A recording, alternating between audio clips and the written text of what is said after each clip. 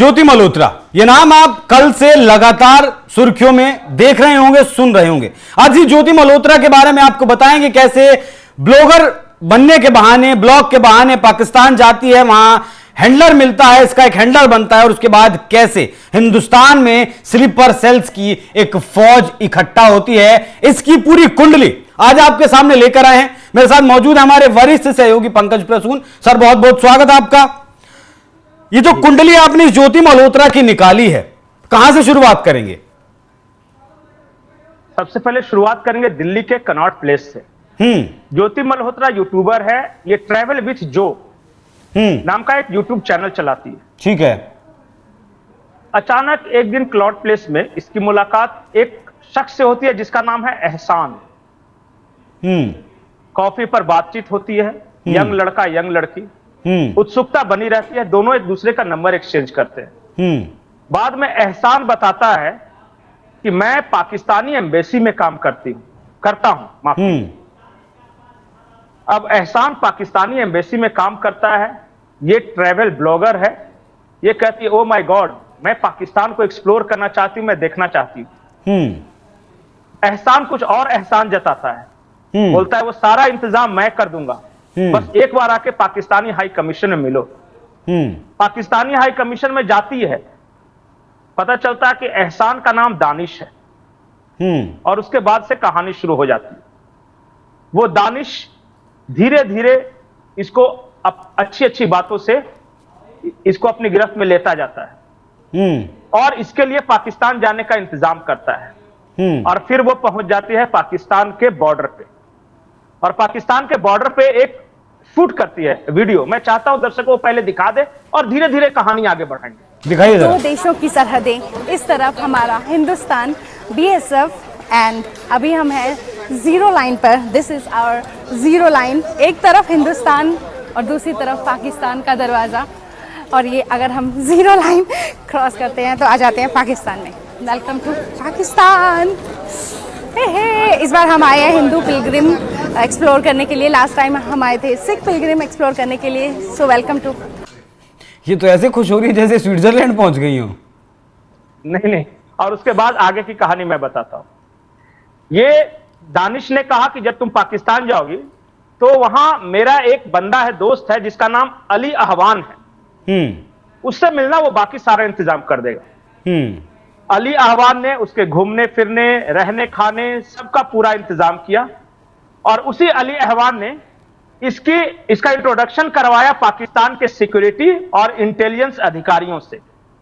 ये इंडिया से आई है, बहुत खूबसूरत मोहतरमा है। और इसको बहुत VIP फील कराया गया वहां। इसे क्या लगा पता है कि ये इंडिया से आई है तो बहुत बड़ा तोप है और पाकिस्तान के जितने इंटेलिजेंस के अधिकारी हैं और सिक्योरिटी के अधिकारी हैं, फौज के लोग हैं, इससे मिल रहे हैं क्योंकि ये इंडिया से आई है। इस बेवकूफ को यह पता नहीं था कि कैसे ये झांसे में आ रही कि अब क्या किया कि वहां पे शाकिर और राणा शहबाज नाम के दो एजेंट्स थे ISI के। उनसे भी मिली। शाकिर ने अपना नंबर दिया इसे और कहा कि शाकिर के नाम से इसे सेव मत करना। और ज्योति मल्होत्रा ने वो नंबर सेव किया जट रंधावा के नाम से। जट रंधावा इसके मोबाइल। हाँ, अब लगेगा जट रंधावा कोई पंजाबी फोक सिंगर होगा, लेकिन दरअसल वो ISI का एजेंट शाकिर था। फिर वो भारत आ गई और व्हाट्सएप चैट, स्नैपचैट, टेलीग्राम वगैरह सोशल मीडिया से उन लोगों के लगातार संपर्क में रही। फिर ये एक एक कर धीरे धीरे सूचनाएं देने लगी। मुंबई में वंदे भारत एक्सप्रेस चल रहा है, कौन से रूट पे जा रहा है, सिक्योरिटी के क्या इंतजाम है। आम लोगों को क्या लगता था कि ये तो ट्रैवल ब्लॉगर ये बना रही है और बीच बीच में मोदी की तारीफ भी करती थी। अब ज्योति दिल्ली में पाक हाई कमीशन का एक अधिकारी एहसानुर रहीम, उसका जो एहसान था उर्फ दानिश, से लगातार मिलती रही। और उसके बाद धीरे धीरे सारे देने लगी। ये पकड़ी कैसे गई वो और आश्चर्यजनक है। पंजाब के दो भाई हैं, उनका नाम जो 6 लोग पकड़े गए, मैं चाहता हूं कि एक बार आप नाम उसका सिर्फ पढ़ दीजिए कि कौन कौन से लोग हैं, तो फिर कहानी बताने में आसान होगी। ठीक है, बताता हूं, आप जारी रखिए सर। जी। उसमें पंजाब का एक नौजवान है, सिख नौजवान है, हरियाणा के कुछ लोग हैं इसके ग्रुप में, और ये सारे लोग यामीन पाकिस्तान के मोहम्मद, लिए जासूसी- अरमान, बानू, नसरीना, गुजेला, ये तो बाद देविंदर में ढिल्लों। पकड़े गए। इससे पहले एक और लिस्ट था, उसके बारे में कर रहा हूं। ये सब बाद में इनकी जानकारी देने के बाद पलकशेर जो मसीह पहली और उसका भाई हाँ, सूरज हाँ, मसीह। बिल्कुल। तो ये जो पलकशेर मसीह है और सूरज मसीह है, ये दोनों हरियाणा के रहने वाले को, इन दोनों को जोड़ा। और उसके बाद एक और शख्स को जोड़ा, देवेंद्र सिंह, ये सिख।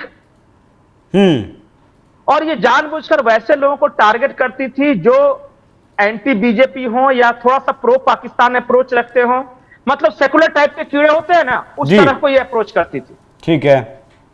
और इसने 6-7 लोगों की टीम बनाई, लेकिन गलती यही कि जट रंधावा के कारण यह पकड़ी गई। मैं चाहता हूं कि सबसे पहले हम इंट्रोडक्शन करा देते हैं इसके हैंडलर दानिश उर्फ एहसान से, कि जब ये पाकिस्तान हाई कमीशन उर्फ जट रंधावा। नहीं, जट रंधावा तो शाकिर है, वो तो अच्छा, शाकिर जो मिला था, सुनवाइएगा जरा एक हाँ बार। वो हमारा एक स्पेशल इनविटेशन है एम्बेसी में। पेट्रोटिज्म और यूनिटी का काफी अच्छा सिंबल है। कितना सुंदर लग रहा है वो। ग्रेट। ठीक ठाक हो? की हाल है ਤੁਹਾਡੇ ਜੀ दानिश जी? एक ही हो रही है, नाल वीडियो बन रही है। दानिश जी ਤੁਹਾਨੂੰ जी बस मैं इतना खुश होगी देख के, इतना क्या अरेंजमेंट है। सुपर चाचा। भाई साहब मैं तो हिल गई। दानिश जी की बेगम वाइफ है मेरी। अस्सलाम वालेकुम, कैसे हो आप? सब अच्छे से हैं? हमारा योम पाकिस्तान जैसे आपका 26 जनवरी है, ऐसे ही हमारा 23 मार्च है। इससे आज़ादी पाकिस्तान 1940 में मंजूर हुई थी। इसमें नेशनल डे। हाँ, नेशनल डे है ये हमारा। और इसमें रिपब्लिक डे। हाँ, रिपब्लिक को योम पाकिस्तान हम इसे कहते हैं, पाकिस्तान डे। और अभी जो ये पार्टी होती है इसको क्या बुलाते हैं? अफ्तारी था, क्योंकि ये रमज़ान चल रहा है तो इसलिए अफ्तार कम डिनर था, तो अफ्तारी तो इतना ग्रैंड वेलकम और इतना अरेंजमेंट देख के हाँ, बस बहुत मजा ऐसे ही है जी। जी, बाकी पूरा वीडियो बाद में दिखाएंगे सर। नहीं, ये वीडियो दिखाने का मकसद यह है कि दानिश जी की बेगम भी है, जो कि पाकिस्तान हाई कमीशन में भी है, इसी दानिश की। और हाँ वही दानिश है, वो कोट टाई वाला बंदा। और कैसे चहक चहक के बात कर रही है, और वो इंट्रोड्यूस कराता है। अब उसकी बेगम ओरिजिनल बेगम है भी कि नहीं, किसे पता। ये वीडियो दिखाने का असली मकसद ये है कि कैसे हमारे यहाँ के भोले भाले लोगों को वो ट्रैप में लेते हैं और आपको पता भी नहीं चलता कि आप कब पाकिस्तान के लिए जासूसी शुरू कर देते हैं। 6 और 4 10 लोग कुल मिलाकर पकड़े जा चुके हैं। और हम बात करते हैं हनी ट्रैप की, कि पाकिस्तान की लड़कियां बातचीत करके लड़कों को फंसा लेंगी, यहां पर जासूसी करवाएंगी। यहां तो उल्टा केस है। यहां हमारे हनी को एक पाकिस्तानी एहसान ने ट्रैप कर लिया। यहां उल्टी गंगा बहने लगी। और किसे पता था कि इस तरह का ट्रैवल ब्लॉगर अंत में पाकिस्तान के लिए जासूसी करने लगेगा। और जासूसी नहीं, एक क्षण ऐसा आया कि इसको पाकिस्तान की हर चीज अच्छी लगने लगी और भारत की हर चीज बुरी लगने लगी। ब्रेन वॉश कैसे किया जाता है। पाकिस्तान का रेलवे दुनिया का सबसे 3rd क्लास रेलवे है, और वहां अभी जफर एक्सप्रेस पूरे की पूरी ट्रेन को किडनैप कर लिया। अंग्रेजों के बाद से पटरियां नहीं बिछी, कोई फैसिलिटी नहीं। और हमारे यहां देखिए, एक सिंपल सा रिजर्वेशन मिल जाता है तो उसको खाने के लिए पूछा जाता है, गद्दा तकिया दिया जाता है। लेकिन पाकिस्तान में जाती है तो उसके खंडहर ट्रेन की एक तारीफ कर रही है। मैं चाहता हूं कि वो वीडियो भी दिखा ही दें, उसके बाद आगे की कहानी बढ़ाते हैं। दिखाइए। Welcome to Pakistan railway. मैं हूं अभी पाकिस्तान में वाघा स्टेशन पे। आज तक तो हमने वाघा जो है ना हमेशा बॉर्डर ही देखा है, परंतु हम पहुंचे आज पाकिस्तान के वाघा स्टेशन पे और हमारे पीछे लगी हुई है पाकिस्तान रेलवे की ये डीजल लोकोमोटिव ट्रेन। ये एक स्पेशल ट्रेन है जो कि सिर्फ और सिर्फ यहाँ इंडियन जो भी पैसेंजर यात्री आ रहे हैं उनके लिए चलाई जाती है, जो कि चलेगी वाघा से और पहुंचाएगी पंजा साहिब। लगभग 400 किलोमीटर का ये सफर ग्रीन कलर की पाकिस्तानी ट्रेन में हम तय करेंगे। आपको कैसी लगी ये पाकिस्तानी डीजल लोकोमोटिव इंजन वाली? हमें बिल्कुल घटिया लगी है जी सर। वो पकड़ी कैसे गई? अब वो ट्रेन था नहीं, पकड़ी गई जट रंधावा के चक्कर में। जट रंधावा जब भारत पाकिस्तान युद्ध हुआ ना, तो इसको कह रहा था कि तुम पंजाब हरियाणा इस लोकेशन में रहो और हमें वहां के मूवमेंट की जानकारी दिया करो। भारतीय वायुसेना ने बड़े तरीके से डिच किया इसे। भारतीय वायुसेना ने क्या किया कि एक प्रोटोटाइप बनाया फाइटर जेट्स का, वो ओरिजिनल फाइटर जेट नहीं था, और जगह जगह डिप्लॉय कर दिया। जहां नकली फाइटर जेट डिप्लॉय किया था, ये इसके अनुसार इसके मोबाइल पे जेट रंधावा को उसके लोकेशन की यहां फाइटर जेट है, जबकि वो ओरिजिनल नहीं था, ओरिजिनल फाइटर जेट छुपा के रखा था। जब पाकिस्तान को पता चला तो अचानक भारतीय वायुसेना को लगा कि यार ये नकलियों पर क्यों ज्यादा इतना हमला कर रहे हैं, असली को छोड़ दे रहे हैं। ये तो हमने कागज के, फाइबर के, फोम के बना रखे हैं, पाकिस्तानी इसके पीछे क्यों पागल हुए बैठे हैं। और फिर तब जांच शुरू हुई और फिर पता चला कि किसी आईएसआई एजेंट जेट रंधावा का नाम आया और वहां से ये चैट लीक हुआ, और फिर इसने तोते की तरह सारा कुछ बोल दिया कि किस राज्य मेरे कौन से आदमी है, क्या करते हैं, वो सारा।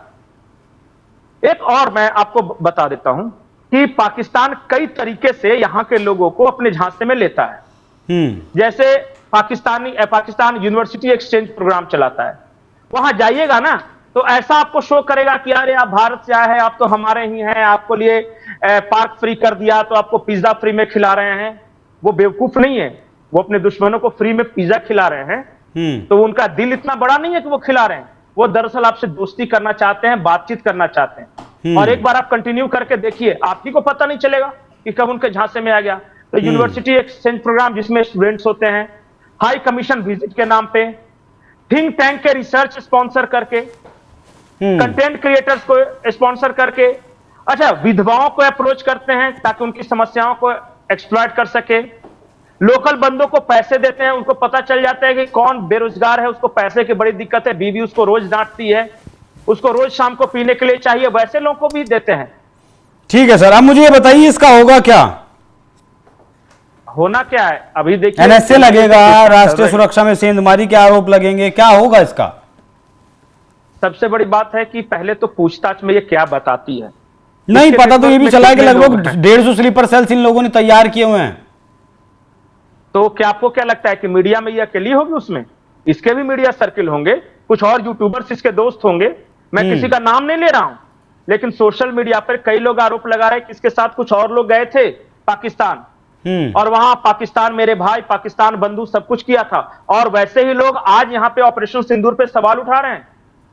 मैं किसी का नाम नहीं लूंगा, लेकिन आप जाकर, मैं दर्शकों से अनुरोध करूंगा कि सोशल मीडिया सर्च कीजिए और ज्योति मल्होत्रा टाइप कीजिए, और उसमें सब आ जाएंगे कि कौन कौन से ऐसे लोग हैं जो इसके इकोसिस्टम में और इसी की तरह बोलियां बोल रहे थे। और क्या उनसे पूछताछ नहीं होनी चाहिए? मैं तो दर्शकों से पूछ रहा हूं कि अगर इस तरह का कंटेंट बना रही ज्योति मल्होत्रा के पास अगर चैट के सबूत मिले हैं, तो इसकी क्या गारंटी नहीं कि जो इसके साथ दूसरे लोग गए होंगे वो किसी के संपर्क में नहीं होंगे, या वो जिस तरह की बयानबाजी कर रहे हैं भारत के खिलाफ, भारतीय फौज के खिलाफ, कहीं उनका ब्रेन वॉश नहीं किया गया होगा। पता कीजिए कि कौन कौन से मीडिया प्रोफेशनल हैं जो पाकिस्तानी हाई कमीशन में रेगुलर आते जाते हैं, कारण क्या है। बहुत तरह के सवाल हैं जिसका जवाब या तो जांच एजेंसियां दे सकती है, लेकिन हम परसेप्शन की बात कर रहे हैं। और मैं चाहता हूं कि हमारे दर्शक सोशल मीडिया पर जाके ज्योति मल्होत्रा टाइप करें, ट्विटर पे, इंस्टाग्राम पे, और ढूंढें कि इनके साथी कौन कौन है। बहुत सारे चौंकाने वाले नाम आएंगे। ठीक है सर। बाकी जो भारतीय पुलिस है, सेना है, बहुत मुस्तैद है। 6 लोगों को अब तक पकड़ा जा चुका है। कल ही परसों एक तो पानीपत से पकड़ा गया था, जो काफी दिनों से सूचनाएं लीक कर रहा था। उससे पहले 2 पंजाब से पकड़े गए थे, एक जैसलमेर से पकड़ा गया था। कुल मिलाकर ये 6 लोग हैं जो अब तक पकड़े गए हैं। बाकी जो पानीपत वाला पकड़ा गया, उसके बाद सूत्रों से खबर यह भी आई है कि लगभग 150 लोगों की फौज उसने तैयार की है, जो पानीपत से पकड़ा गया है। इन लोगों ने कितना बड़ा अपना स्लीपर सेल्स का जो फौज है वो तैयार किया होगा, वो उसको क्रैक करने के लिए हमारी टीमें जो है काम कर रही होंगी शायद, और पूछताछ तोते की तरह इनसे उगलवा भी रहेंगे। पंकज जी ने बताया भी कि तोते की तरह इसने बहुत सारे राज उगले हैं। क्या क्या उगले हैं वो जब तक सामने नहीं आते तब तक का इंतजार आपको भी और हमें भी करना होगा। पंकज जी, बहुत बहुत शुक्रिया आपका इस कुंडली को हमारे दर्शकों को बताने के लिए। बाकी दर्शकों, यह विषय आपको कैसा लगा कमेंट कर जरूर बताइएगा। और जो लोग खाते देश की हैं, गाते पाकिस्तान की हैं, इस पहलगाम हमले के बाद ऐसे लाखों लोगों का पर्दाफाश हुआ है, लेकिन जिस तरीके से ये देश विरोधी लोग हिंदुस्तान में बैठकर पाकिस्तान की वकालत कर रहे हैं, पाकिस्तान के लिए जासूसी कर रहे हैं, ऐसे लोगों को सजा क्या मिलनी चाहिए, मैं चाहता हूं कि आप लोग कमेंट करके उस बात को जरूर बताएं। नमस्कार।